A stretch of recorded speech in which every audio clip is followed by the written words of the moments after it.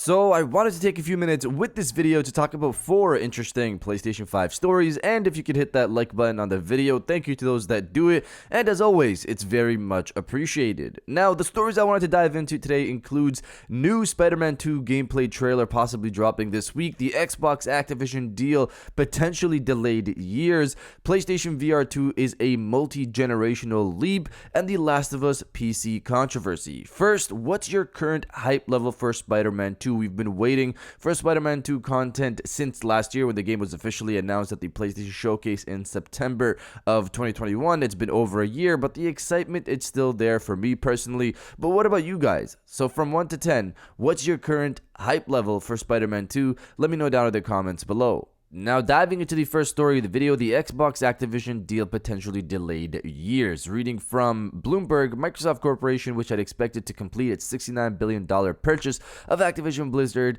by June 30th, 2023, said it can no longer comment on the timing after the U.S. Federal Trade Commission sued to block the deal on the grounds that it would hinder competition.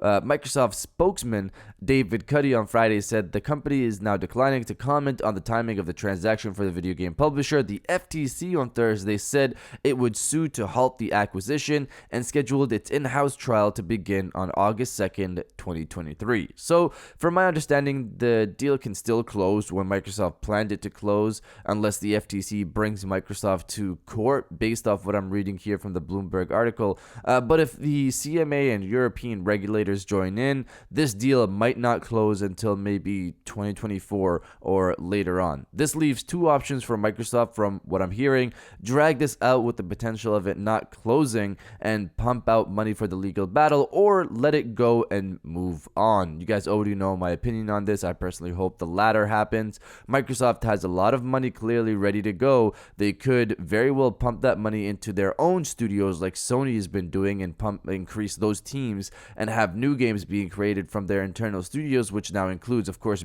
Bethesda / ZeniMax and the several studios they have there. They could also partner up with and support new indie developers as well with their games, with their new games there. Both of these will benefit the game industry more than Microsoft just owning an already existing third-party company that's been making games that have already existed for decades. The next year should be interesting when it comes to this battle. Now, diving into the second story of the video, The Last of Us PC controversy. Reading from Push Squared, The Last of Us Part 1 is by and large a very successful remake of one of Sony's best games. However, upon launch, one thing left a bad taste in the mouth of its fans. The asking price. The PS5 remake cost $69.99, which is quickly becoming an industry standard. It's pretty darn steep and left a sour aftertaste on what should have been a straightforward release. Things have complicated a little more now that the PC version has been dated. It's coming on 3rd March 2023, and you can pre-order it right now on Steam and Epic Games Store. Fans quickly realized something, though. The game is priced $59.99, a whole $10 or £20 less than the PlayStation 5 version. Obviously, this is good news for those who will be buying and playing the PC port, but it's a bit of a kick in the teeth for those who had to fork out the full 70 smackers. Many would argue the remake shouldn't have cost that full premium price in the first place, so they might take issue with the port going relatively cheap. So I'm one of those people, as you guys know, that stated that the remake shouldn't have cost as much as it did. I've played through the remake and still have the same opinion, especially when outside of the visuals and I guess the AI as well, not much has changed for the game. It's still an amazing game, but it's still a game that shouldn't have cost $70. I will say, though, that this PC release is happening in March, which by that time, I would assume the PS5 release would be around the same price, considering, or maybe even cheaper, considering that 6 months after launch. They clearly lined up the PC release with the ending of the show. The show starts in January, ends in March, which has me a bit worried because I was hoping that Factions 2 would be the end of the show blowout. Hey, jump on to Factions 2, explore the world of The Last of Us. But it looks like it might be a longer wait for that, which is a bit disappointing. More than a bit disappointing, of course, as you guys know. I genuinely hope Factions 2 does launch in 2023. It's been long overdue. But you guys let me know if you're buying Last of Us on PC or not. Let me know down in the comments below.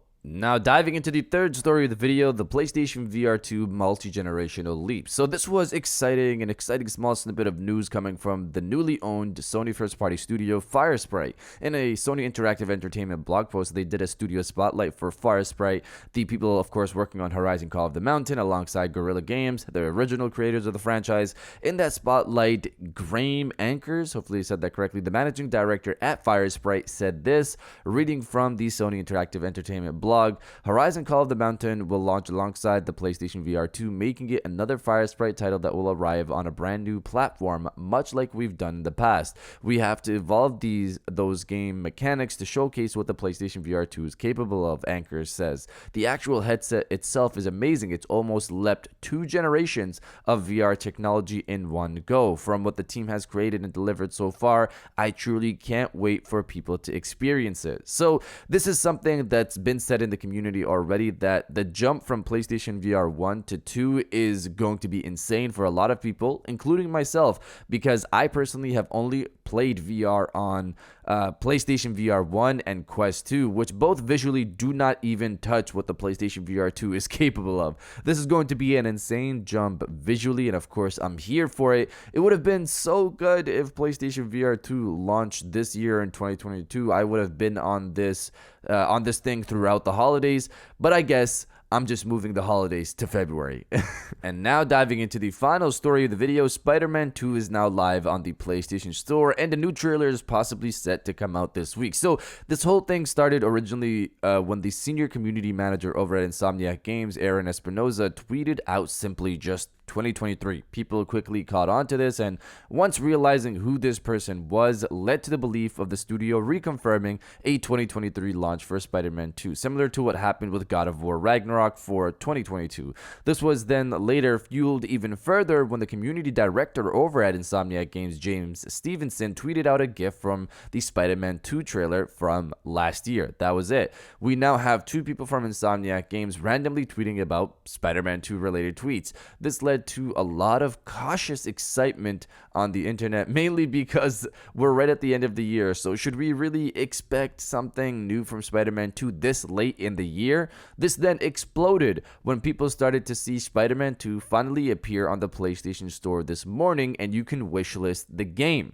This was in specific regions, I believe. I only saw the UK store have it up. Here in the West, there was no listing for Spider-Man 2, but this quickly made its way around Twitter with tweets just racking up likes, crazy amount of likes in a matter of hours. It was wild this morning. Tomorrow, Spider-Man Across the Spider-Verse will have a trailer launch with all the Spider-Man 2 news. Could we possibly see a new gameplay trailer this week to coincide with the Spider-Man Across the Spider-Verse trailer? So imagine we get the Spider-Man Across the Spider-Verse trailer tomorrow on Tuesday, maybe this Spider-Man 2 trailer on Wednesday, or maybe the best case scenario is an actual state of play for this thing, but then that would mean Spider-Man 2 is going to be launching soon, which I don't think that's the case. I think it's going to launch later in 2023, so this is probably just a trailer. Hopefully we do get it this week. I'm excited. Let's see what happens, but you guys let me know when you think the trailer will drop this week. Tomorrow, the next day? Let me know down in the comments below, and if you guys did enjoy this video, please hit that like button. As it always helps, and subscribe if you're new. I got new videos every Monday, Wednesday, and Friday, and now I'll check you guys out on the next one. And welcome back to the after show. This is the part of the video where we have a little fun down in the comments below. If you're old, welcome back. If you're new, welcome. For today's thing, what I want you guys to do is to body, obliterate, destroy, and overall harass the comment section with "It is finally Spidey time." Whether it's Spider-Man Across the Spider-Verse or potentially Spider-Man 2, this should be a good week for Spider-Man fans. So if you're excited for the week, destroy the comment section with "It is finally Spidey time." And I'll definitely heart those comments like I always do, because I appreciate everybody who stays to the end of my videos. And now I'll check you guys out on the next one.